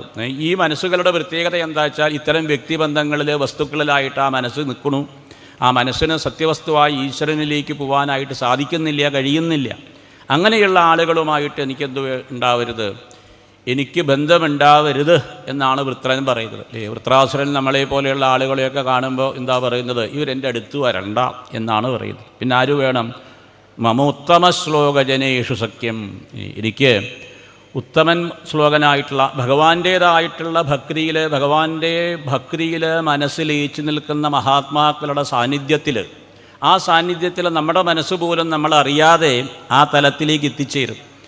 അതാണ് മഹാത്മാവിൻ്റെ മഹത്വം. ഈ മഹാത്മാവിന് എപ്പോഴും മനസ്സ് ഭഗവാന്റെ ചിന്തയിൽ, ഭഗവത്പരമായ അനുഭൂതിയിൽ മുഴുകി നിൽക്കുന്നത് കൊണ്ട് ആ മഹാത്മാവിൻ്റെ അടുത്ത് ചെല്ലുന്ന ആളുകളുടേതായ മാനസികമായ ചിന്തകൾ പോലും ഇല്ലാതെയായി അവരിൽ പോലും എന്ത് സംഭവിക്കും, അവർക്ക് പോലും ആ ഭഗവാന്റേതായുള്ള സാന്നിധ്യമുണ്ടാവും. അതിന് ഉത്തമ ആയിട്ടുള്ള നമുക്ക് ഇന്ന് ഇവിടെ അനുഭവമായിട്ടൊരു വസ്തുതയാണ് ഈ മള്ളിയൂർ.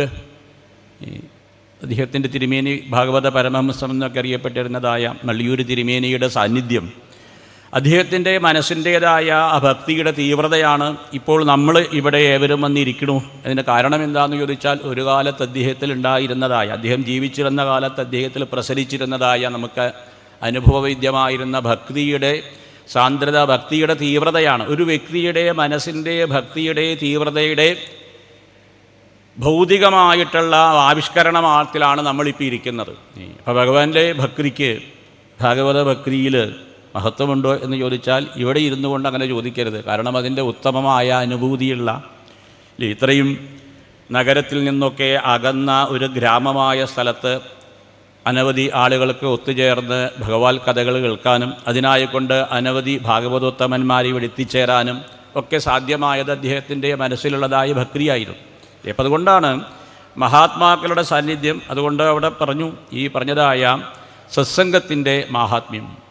അങ്ങനെ വൃത്രാസുരൻ ഇത്തരത്തിലൊക്കെ ഭഗവത് ഭക്തനായി ഭഗവത് ഭക്തിയിൽ മുഴുകി നിൽക്കുന്നത് ആർക്ക് മനസ്സിലായി? ഇന്ദ്രന് മനസ്സിലായി എന്നാണ്. ഇന്ദ്രൻ അപ്പോഴാണ് ഒരു വിവേകമുണ്ടായത്, ബോധമുണ്ടായത്. ഇന്ദ്രൻ്റെ ബോധം നഷ്ടപ്പെട്ടത് ഉർവശി, രംഭ, തിലോത്തമ മുതലായവരുടേതായ നൃത്യങ്ങൾ കണ്ട് രസിച്ചുകൊണ്ടിരിക്കുമ്പോഴാണ് ഗുരുവായ ബൃഹസ്പതി വന്നപ്പോൾ മാനിക്കാതിരുന്നത്. കാരണം ഇന്ദ്രൻ്റെ മനസ്സ് അപ്പോൾ അതിലായിരുന്നു. രസം, ഈ പറഞ്ഞതായിട്ടുള്ള ഇന്ദ്രിയ തലത്തിലുള്ള രസാനുഭൂതിയിൽ നിന്നപ്പോൾ ഇന്ദ്രൻ അതിൽ മുഴുകി. അതുകൊണ്ട് ഗുരുവിനെ പോലും മാനിച്ചില്ല. അതേ ഇന്ദ്രൻ്റെ മനസ്സാണ് ഈ വൃത്രാസുരൻ്റെ സാന്നിധ്യത്തിൽ, വൃത്രാസുരനിലുള്ള ഭക്തിയുടെ ആവേശം കൊണ്ട് പെട്ടെന്ന് തിരിച്ചറിവുണ്ടായി. ഈ വൃത്രാസുരനെ വധിച്ചാൽ തനിക്ക് ബ്രഹ്മഹത്യാ പാപമുണ്ടാവാം. കാരണം ഇന്ദ്രൻ ഉറപ്പായി. ഈ ഇന്ദ്രൻ വൃത്രാസുരനോട് മറുപടി പോലും പറയുന്നുണ്ട്, അസുര, അങ്ങ് അസുരനായിട്ട് പോലും പൂർണ്ണമായിട്ട് അങ്ങയുടെ വ്യക്തിത്വം ആ ഭഗവാന്റെ അനുഭൂതി തലത്തിൽ ലയിച്ചു നിൽക്കണു. എന്നെ സംബന്ധിച്ചാണെങ്കിലോ കിം ക്ഷുദ്രൈ ഛാതകോദഘൈ, ഞാനീ ചളിവെള്ളത്തിലായ വിഷയങ്ങളായ ചളിവെള്ളത്തിൽ നിൽക്കുന്ന ഒരു വ്യക്തിയാണെന്ന് ഞാൻ തിരിച്ചറിയണം. ഇന്ദ്രൻ പറയുന്ന വാക്കുകളാണ്. ദേവന്മാരുടെയൊക്കെ ദേവനായി ഇന്ദ്രന് അപ്പോഴാണ് ഒരു തിരിച്ചറിവ്. ആരുടെ മുന്നിൽ? വൃത്രാസുരൻ്റെ ഭക്തിയുടെ മഹോന്നതമായ തലങ്ങളിലുണ്ടാവുന്നതായ മനസ്സിൻ്റെ ഏകാഗ്രത അനുഭവപ്പെടുമ്പോഴാണ് ഇന്ദ്രന് മനസ്സിലായത് താൻ നിൽക്കുന്നത് അതിൽ നിന്ന് എപ്പോഴും ചഞ്ചലമായ ചളിക്കുണ്ടിലാണ് എന്ന തിരിച്ചറിവുണ്ടായി. ആ തിരിച്ചറിവ് ഇന്ദ്രനുണ്ടാവുന്നത് വൃത്രാസുരൻ്റെ സാന്നിധ്യത്തിലാണ്. അതുകൊണ്ട് വൃത്രാസുരനെ വധിച്ചാൽ തനിക്ക് ബ്രഹ്മഹത്യഭാവം ഉറപ്പാണ് ഇന്ദ്രന് മനസ്സിലായി. അതുകൊണ്ട് ഇന്ദ്രൻ ഒന്ന് സംശയിച്ചു, ഈ വൃത്രാസുരനെ വധിക്കാമോ എന്ന്. മഹർഷിമാരായിട്ടുള്ള ആളുകൾ, ദേവന്മാരായിട്ടുള്ള ആളുകൾ ഇന്ദ്രനോട് പറഞ്ഞു, അങ്ങനെ സംശയിക്കരുത്. അങ്ങ് ഈ പറഞ്ഞതായ ദധീചി മഹർഷിയുടെ ശരീരമടക്കം ചെന്ന് യാചിച്ചു കൊണ്ടുവന്നു. ആ ദധീചി മഹർഷിയുടെ നിലനിൽപ്പ് പോലും ശാരീരികമായിട്ട് അങ്ങ് ഇല്ലാതെയാക്കി. എന്നിട്ട് അങ്ങ് പിന്നാക്കം വെക്കരുത്. കാരണം അവിടെ ദധീചി മഹർഷിയോട് അങ്ങ് പറഞ്ഞത് എന്താ? അങ്ങയുടെ ശരീരം വേണം വൃത്രനെ വധിക്കാൻ. അങ്ങനെ ആ ദധീചി മഹർഷി ശരീരം തന്നിട്ട് ഇപ്പോൾ അങ്ങ് ഞാനിത് ചെയ്യില്ല എന്ന് പറഞ്ഞാൽ അത് ശരിയല്ല. അതുകൊണ്ട് അങ്ങ് നിർബന്ധിതനായിരിക്കുകയാണ്. ഇനി അങ്ങയ്ക്ക് അങ്ങനെ പാപമുണ്ടാവുകയാണെങ്കിൽ ഞങ്ങൾ മന്ത്രം ചൊല്ലി അഭിഷേകം ചെയ്ത് അങ്ങയെ ആ പാപത്തിൽ നിന്നൊക്കെ മാറ്റിത്തരാം എന്നൊക്കെ ദേവന്മാരും മഹർഷിമാരും ഈ തളരുന്ന ഇന്ദ്രനെ ഉന്മേഷവാനാക്കാൻ തയ്യാറായി എന്നാണ്. കാരണം ഈ വൃത്രാസുരൻ നിലനിന്നാൽ ദേവന്മാരുടെ മുഴുവൻ നാശമാണ്, മഹർഷിമാരുടെ അവരുടേതായിട്ടുള്ള സാധനാരീതിക്കൊക്കെ വിഘാതമാവും. ഇതറിയുന്ന അവർ ഈ ഇന്ദ്രനെ വൃത്രാസുരനെ ഇല്ലാതെയാക്കാൻ തന്നെ പ്രേരിപ്പിച്ചു എന്നാണ്. അങ്ങനെയുള്ളതായ വാക്കുകൾ, തനിക്കേ പാപമുണ്ടാവില്ല, തൻ്റെ പാപം മഹർഷിമാർ മാറ്റിത്തരും എന്നുള്ളതായ ഒരു തീരുമാനമുണ്ടായപ്പോൾ ഇന്ദ്രൻ്റെ കാര്യത്തിലേക്ക് തന്നെ മടങ്ങി. അതുവരെ ഇന്ദ്രൻ്റെ ചിന്ത വൃത്രാസുരൻ്റെ തലത്തിലായിരുന്നു. ഈ ഇന്ദ്രൻ പെട്ടെന്ന് തന്നെ തൻ്റെ വജ്രായുധം എടുത്തു. അപ്പോഴാണ് ഈ ഇന്ദ്രൻ്റെ മനസ്സിലെ മാറി വരുന്ന ചിന്തകൾ, വൃത്രാസുരനെ ആക്രമിക്കണോ ആക്രമിക്കാതിരിക്കണോ എന്നുള്ളതായ ആ ഇന്ദ്രൻ്റെ മനസ്സിലെ ചഞ്ചലത്വം, ഒരു പ്രത്യേക സന്നിഗ്ധഘട്ടത്തിൽ പോലും ഇന്ദ്രൻ്റെ മനസ്സിൽ ചഞ്ചല്യമുണ്ടായി എന്നാണ്. അതറിഞ്ഞതായ വൃത്രാസുരൻ ആ ഇന്ദ്രനെ വന്ന് വിഴുങ്ങി എന്നാണ്. ഇന്ദ്രനെ വിഴുങ്ങിയതോടുകൂടി ഈ പറഞ്ഞതായിട്ടുള്ള ഇന്ദ്രൻ്റെ കയ്യിലുള്ളതായ വജ്രായുധം ഉപയോഗിച്ച് ആ വൃത്രാസുരൻ്റെ വയറ് കീറി ഇന്ദ്രൻ പുറത്തു വന്നു. പിന്നീട് ആ ഇന്ദ്രനും വൃത്രാസുരനും തമ്മിൽ യുദ്ധമുണ്ടായി. ഭാഗവതത്തിലൊക്കെ പല സന്ദർഭങ്ങളിലും യുദ്ധം വളരെ വിശദമായിട്ട് തന്നെ വർണ്ണിക്കുന്നുണ്ട്. യുദ്ധവർണ്ണന പൊതുവേ തമോ ഗുണത്തിൽ മുഴുകി നിൽക്കുന്ന ഒരു വ്യക്തിയെ കുറച്ചെങ്കിലും രജോ ഗുണമുണ്ടാക്കാൻ അത് പ്രത്യേകം സഹായിക്കും എന്നുള്ളത് കൊണ്ടാണ്. ഈ പല രീതിയിലാണല്ലോ ഭാഗവതത്തെ സമീപിക്കുന്ന ആളുകൾ, തമോ ഗുണികളും രജോ ഗുണികളും സത്വഗുണികളും പല തരത്തിലാണ്. അതുകൊണ്ട് ഭാഗവതത്തിൽ ഈ തലം പലതരത്തിലായിട്ട് കാണാം, പല രീതിയിലുള്ള അനവധി ആളുകളെ ഉദ്ദേശിച്ചുകൊണ്ട്. അതുകൊണ്ട് അനവധി ചരിത്രങ്ങൾ, അനവധി തരത്തിലുള്ളതായ വ്യക്തിത്വങ്ങളൊക്കെ ഭാഗവതത്തിൽ നമുക്ക് കാണാം. എന്ന് ചോദിച്ചാൽ ഇത് അനവധി ആളുകളിലേക്ക് എത്തട്ടെ, അതായിരുന്നല്ലോ വ്യാസമഹർഷിയുടെ സത്യം. അനവധി ആളുകളിലേക്ക് എത്താൻ എന്ത് ചെയ്യണം എന്നപ്പോഴാണ് നാരദ മഹർഷി പറഞ്ഞത് ഭാഗവതത്തിൻ്റെ രീതിയിലാവട്ടെ എന്ന്. അപ്പോൾ അതുകൊണ്ട് ഇവിടെ ആ വൃത്രാസുരൻ ഇന്ദ്രനാൽ കൊല്ലപ്പെട്ടു. വൃത്രാസുരനെ ഇന്ദ്രൻ വധിച്ചു. ഇന്ദ്രനാണെങ്കിലോ ബ്രഹ്മഹത്യാപാപം ബാധിച്ചു എന്ന ഭാഗം വരെയാണ് വൃത്രാസുരവധം. ഇപ്പോൾ വൃണീതേ വൃത്ര എന്നാണ്. ജ്ഞാനത്തെ അല്ലെങ്കിൽ അറിവിനെ അല്ലെങ്കിൽ വ്യാപനത്തെ മറയ്ക്കുന്നവൻ വൃത്രൻ എന്നാണ്. വൃത്രൻ്റേതായ ഈ രീതി ശ്രദ്ധിച്ചാൽ അടിസ്ഥാനം എന്ത് എന്ന് ചോദിച്ചാൽ ഇന്ദ്രൻ മനസ്സിൻ്റെ പ്രതീകമാണ്. നമ്മുടെ മനസ്സ് തന്നെയാണ് ആരെ സൃഷ്ടിക്കുന്നത്? ഈ വൃത്രനെ ഇന്ദ്രനാണ്. ഇന്ദ്രൻ്റേതായിട്ടുള്ള കൊള്ളരുതായ്മ. ഇന്ദ്രൻ തൻ്റെ ഗുരുവിനെ ആക്രമിച്ചത്, വിശ്വരൂപനെ ആക്രമിച്ചത് കൊണ്ടാണ് ഈ വൃത്രാസുരൻ ഉണ്ടാവാൻ കാരണം. ഇതുപോലെ നമ്മുടെ മനസ്സിൻ്റെ തെറ്റായ രീതിയിലുള്ളതായ പ്രവർത്തനങ്ങളാണ് പലപ്പോഴും ആ മനസ്സിനെ തന്നെ ഇല്ലാതെയാക്കുന്ന വൃത്രനെ പോലെ അതിഘോരമായ പല രോഗങ്ങൾക്കും കാരണം. ഈ ആധുനികമായിട്ടൊക്കെ അവർ പറയുന്നുണ്ടല്ലോ, സൈക്കോസൊമാറ്റിക് ഡിസീസ് എന്നൊക്കെ അവർ പറഞ്ഞു. മനസ്സിൻ്റേതായ ദോഷങ്ങൾ ശരീരത്തിൽ പല രോഗങ്ങളായിട്ട് വരുന്നു, ശരീരത്തിൻ്റെ നാശത്തിന് പോലും കാരണമാവും. അപ്പോൾ മനസ്സിൻ്റെ ആരോഗ്യം വളരെ പ്രധാനമാണ്. അപ്പോൾ ഇവിടെ ആ ഇന്ദ്രൻ്റെ മാനസികമായ ക്ഷയം, ഗുരുവിനെ പോലും അവഹേളിച്ചു എന്ന ഇന്ദ്രൻ്റെ ആ ക്ഷയമാണ് വൃത്രാസുരൻ്റെ വരവിന് കാരണം. സ്വന്തം മനസ്സ് തന്നെയാണ് ഈ വൃത്രനെ പോലെ. ഈ വൃത്രൻ ഇന്ദ്രനെ വിഴുങ്ങി എന്നാണ്.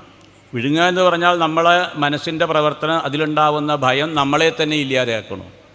അങ്ങനെയുള്ളതായ വൃത്രാസുരൻ്റെ കഥയിൽ ഈ പറഞ്ഞ വസ്തുത ശ്രദ്ധിച്ചാൽ മന്ത്രത്തിൻ്റെയും യാഗത്തിൻ്റെയും അല്ലെങ്കിൽ ഹോമത്തിൻ്റെയും തലത്തിൽ കൂടിയും ഈശ്വരനെ ഉപാസിക്കാം. പക്ഷേ അത് വളരെ ദുഷ്കരമാണ്, എളുപ്പമല്ല. ഈ നാമജപത്തിൽ കൂടി ഏതൊരാൾക്കും ഈ പറഞ്ഞതായ മന്ത്രജപത്തിനാണെങ്കിലും യാഗങ്ങൾക്കൊക്കെ ആണെങ്കിലും അതിനൊക്കെ പല അധികാരി ഭേദം പറയുന്നുണ്ട്. പക്ഷേ നാമജപത്തിനാണെങ്കിൽ ഒരു നിയമമേ ഉള്ളൂ പറയും, ഒരു നിയമവും ഇല്ല എന്നുള്ളത്. അതുകൊണ്ട് അജാമിള മോക്ഷത്തിൽ കൂടെ നാമജപത്തിൽ കൂടെ നമ്മളിലുള്ളതായ മഹത്തായ ഈശ്വരത്വത്തെ എങ്ങനെ വർദ്ധിപ്പിക്കാം എന്ന് പറഞ്ഞു. ഇവിടെ വൃത്രാസുരൻ്റെ കഥയിൽ കൂടിയേ ഇന്ദ്രന് ഉണ്ടായതായ ഭഗവാന്റെ അനുഗ്രഹമുള്ള ദേവന്മാരുടെ നേതാവായ ഇന്ദ്രന് പോലും വഴിതെറ്റിയപ്പോൾ, ഇന്ദ്രന് പോലും പതനം സംഭവിച്ചപ്പോൾ നസ്കലേന പദേഹ ഈ ഭാഗവതത്തിൽ പറയുന്നുണ്ട്. കണ്ണുകെട്ട് ഓടിയാലും എന്ന് പറഞ്ഞാൽ ഈ പറഞ്ഞതായ അറിവില്ലായ തലത്തിൽ പ്രവർത്തിച്ചതായ ഇന്ദ്രനെ പോലും, ഇന്ദ്രൻ്റേതായ പോഷണം പോലും ഭഗവാൻ സാധിച്ചു. ഭഗവാൻ തന്നെ തൻ്റെ ഭക്തനെ വഴിതെറ്റുന്ന സമയത്ത് ആ ഭഗവാൻ ആ ഭക്തനെ വേണ്ട രീതിയിൽ മുന്നോട്ട് കൊണ്ടുപോകണു എന്നൊരു വസ്തുത വ്യക്തമാക്കാനായിക്കൊണ്ടാണ് ഈ വൃത്രാസുരവധം എന്ന ഭാഗം നമ്മളിവിടെ പറഞ്ഞ് സമർപ്പിക്കുന്നത്. ഒരു ചെറിയ കീർത്തനം ചൊല്ലാൻ സമയമുണ്ടോ? ഒരു കീർത്തനം ചൊല്ലിയിട്ട് നമുക്ക് നിർത്താം. സർവത്ര ഗോവിന്ദനാമ സങ്കീർത്തനം. ഗോവിന്ദ ഗോവിന്ദ ഗുരുവായൂർ വാഴും രാധാവല്ലഭ കരുണാവാരീതേ മുകിൽ വർണ്ണ മുരഹരാമധു മുരളി മാധവ മണിവർണ്ണ കണ്ണ ശ്രീകൃഷ്ണ ഗോവിന്ദ ഹരി ഗോവിന്ദ ഹരി ഗോവിന്ദ ഹരി ഗോവിന്ദ ഗോവിന്ദ ഹരി ഗോവിന്ദ ഹരി ഗോവിന്ദ ഹരി ഗോവിന്ദ മനതാരിയിലെന്നും മധുരമായി നിന്റെ മണിവേണോ ഗാനം കേൾക്കേണം അണിവാകച്ചാർത്തിൽ തെളിയും കാന്തിയിൽ കനിപോലും മുഖം കാണേണം ഗോവിന്ദ ഹരി ഗോവിന്ദ ഹരി ഗോവിന്ദ ഹരി ഗോവിന്ദ ഗോവിന്ദ ഹരി ഗോവിന്ദ ഹരി ഗോവിന്ദ ഹരി ഗോവിന്ദ കരതളീർ ഗോപി തൊഴുമെന്നിൽ നിന്റെ തിരുനാമം വെട്ടം പകരേണം ഒരു നാളുമെന്നീ വെടിയാതെ മറുകര കാണാൻ വഴി കാട്ടേണം ഗോവിന്ദ ഹരി ഗോവിന്ദ ഹരി ഗോവിന്ദ ഹരി ഗോവിന്ദ ഗോവിന്ദ ഹരി ഗോവിന്ദ ഹരി ഗോവിന്ദ ഹരി ഗോവിന്ദ നിറയും ഭക്തിയാൽ കൂപ്പുമെന്നീലെ നിറവിൻ കൂവളപ്പൂകൾ